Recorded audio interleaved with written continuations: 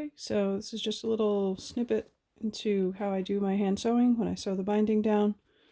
So I've brought my binding around, and so I'm working with the folded edge of the binding, and I have a hand sewing needle that is nothing special. It's old.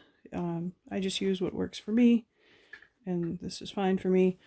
I'm using 50 weight cotton thread, and I have it doubled over, and I just don't do any fancy knots on the end or anything. It's just I just tie a double overhand knot on the end.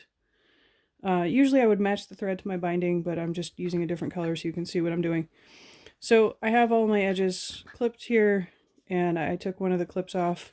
I'm just going to lift up the binding, and I'm going to insert my needle going that way, just above the line of stitching from attaching my binding.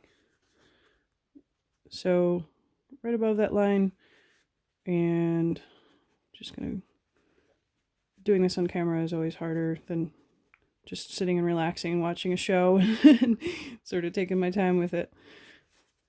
All right, I pull that through. Doing it this way lets me easily hide the end underneath the binding like that.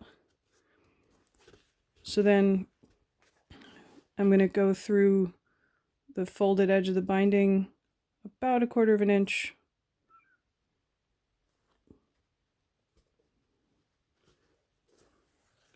And it's important to not take too long of a piece of thread, because then it just gets tangled up and it becomes a pain in the neck. Okay, so I took one stitch through the binding, and now I'm going to take one stitch through the body of the bag. Now when you do this, you want to be careful that you're not poking through the piece of your bag, because then the stitch would be visible on the outside of the bag, and obviously you don't want that. So you just got to be careful to not go too deep into the fabric. So again, it's about 1/4 of an inch. I don't measure. I've seen all kinds of kooky stuff where people try to, mark 1/4 of an inch on their thumb or something. They use that to measure. That's not necessary. You can just eyeball it and it's fine. Okay, so I took one stitch through the body of the bag, and now I'm going to go and take another stitch through the binding, about 1/4 of an inch, and then back through the body of the bag again. And I'm just going to repeat that all the way around. So like I said, it's nothing fancy. I enjoy doing it this way. I understand it's not for everybody. You can obviously do this by machine if you prefer.